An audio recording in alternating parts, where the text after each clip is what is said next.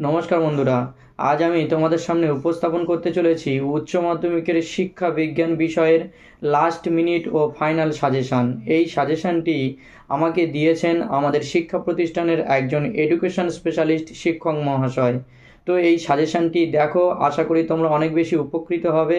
তো যদি ভিডিওটি ভালো লাগে তাহলে অবশ্যই লাইক করে দিও এবং চ্যানেলে নতুন হলে চ্যানেলটি সাবস্ক্রাইব করে দিয়ে দ্য বেস্ট এডুকেটামের সঙ্গে যুক্ত থেকো।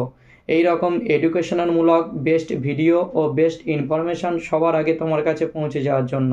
তো এই ভিডিওর মধ্যে যে সমস্ত প্রশ্নগুলো আমি বলছি সেই সমস্ত প্রশ্নের কোন কোন প্রশ্নের উত্তর তোমাদের অলরেডি রেডি করা রয়েছে এবং কোন কোন প্রশ্নের উত্তর তোমাদের এখনও রেডি করা হয়নি অবশ্যই আমাকে জানিও।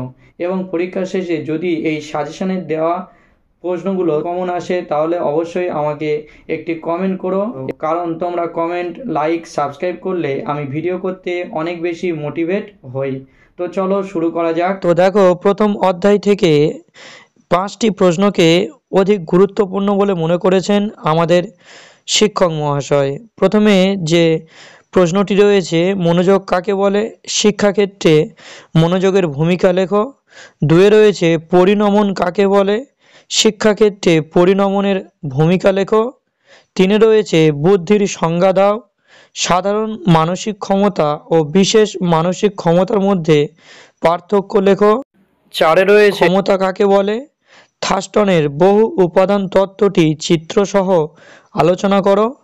এবং 5 রয়েছে সাধারণ মানুষের ক্ষমতা কাকে বলে, স্পিয়ারম্যানের দ্বি উপাদান তত্ত্বটি আলোচনা করো।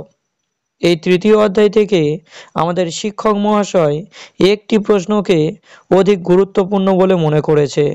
কেন্দ্রীয় প্রবণতা কাকে বলে, মিন, মিডিয়ান ও মুড কাকে বলে, ট্যালি বিন্যাস করো এবং এর থেকে গড় নির্ণয় করো। এক কথায় এখান থেকে গণিত করাটাই অধিক গুরুত্বপূর্ণ বলে মনে করেছেন। এবং পঞ্চম অধ্যায় থেকে একটি প্রশ্নকে অধিক গুরুত্বপূর্ণ বলে মনে করেছেন, সেটি হলো স্বাধীন ভারতের প্রথম শিক্ষা কমিশন কোনটি, এই কমিশনের সুপারিশ অনুযায়ী উচ্চ শিক্ষার লক্ষ্যগুলি আলোচনা করো। এবারে রয়েছে ষষ্ঠ অধ্যায়। এই ষষ্ঠ অধ্যায় থেকে মাত্র 2টি প্রশ্নকে অধিক গুরুত্বপূর্ণ বলে মনে করেছেন আমাদের শিক্ষক মহাশয়। প্রথমে যে প্রশ্নটি রয়েছে, মুদালিয়ার কমিশনের মতে মাধ্যমিক শিক্ষার লক্ষ্য ও উদ্দেশ্যগুলি কি কি, এই প্রসঙ্গে সপ্ত প্রবাহের ধারণা বর্ণনা করো। এবং দ্বিতীয় যে প্রশ্নটি রয়েছে সেটি হলো মাধ্যমিক শিক্ষার লক্ষ্য হিসাবে মুদালিয়ার কমিশনের সুপারিশগুলি আলোচনা করো। এইবারে সপ্তম অধ্যায়। এই সপ্তম অধ্যায় থেকে আমাদের শিক্ষক মহাশয় 5টি প্রশ্নকে অধিক গুরুত্বপূর্ণ বলে মনে করেছে। প্রথমে যে প্রশ্নটি রয়েছে সেটি হলো কারিগরি শিক্ষা কাকে বলে, বৃত্তিমুখী ও কারিগরি শিক্ষার মধ্যে সম্পর্ক লেখো। 2 রয়েছে প্রাথমিক শিক্ষা সম্পর্কে কোটারি কমিশনের সুপারিশ আলোচনা করো। 3 রয়েছে কোটারি কমিশনের সুপারিশ অনুযায়ী মাধ্যমিক শিক্ষার উদ্দেশ্য ও লক্ষ্যগুলি লেখো। 4 রয়েছে মাধ্যমিক শিক্ষা বিষয়ে কোটারি কমিশনের সুপারিশগুলি আলোচনা করো। এবং 5 রয়েছে কোটারি কমিশনের সুপারিশ অনুযায়ী মাধ্যমিক শিক্ষার কাঠামো ও পাঠ্যক্রম আলোচনা করো। তো এবারে আমরা আসছি অষ্টম অধ্যায়। এই অষ্টম অধ্যায় থেকে আমাদের শিক্ষক মহাশয় একটি প্রশ্নকে গুরুত্বপূর্ণ বলে মনে করেছে। জাতীয় শিক্ষানীতি 1986 এর সুপারিশগুলি আলোচনা করো।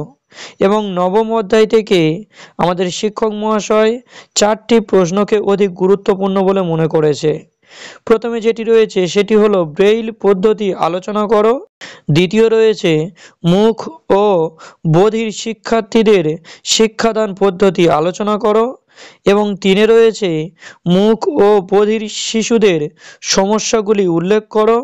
এবং 4 রয়েছে দৃষ্টিহীন শিশুদের শিক্ষার প্রধান উদ্দেশ্যগুলি লেখো। এবং সর্বশেষ দ্বাদশ অধ্যায় থেকে 4টি প্রশ্নকে অধিক গুরুত্বপূর্ণ বলে মনে করেছে। সেই 4টি প্রশ্ন হলো, প্রথমে রয়েছে শিক্ষায় প্রযুক্তির ব্যবহারগুলি লেখো। 2 কম্পিউটার ভিত্তিক শিক্ষার সুবিধা ও অসুবিধাগুলি লেখো। 3 শিক্ষায় প্রযুক্তি বিজ্ঞানের অবদান আলোচনা করো। 4 কম্পিউটার কি শিক্ষকের বিকল্প হতে পারে, এই সপক্ষে তোমার যুক্তি দাও। তো এই ছিল আজকেকার সাজেশন।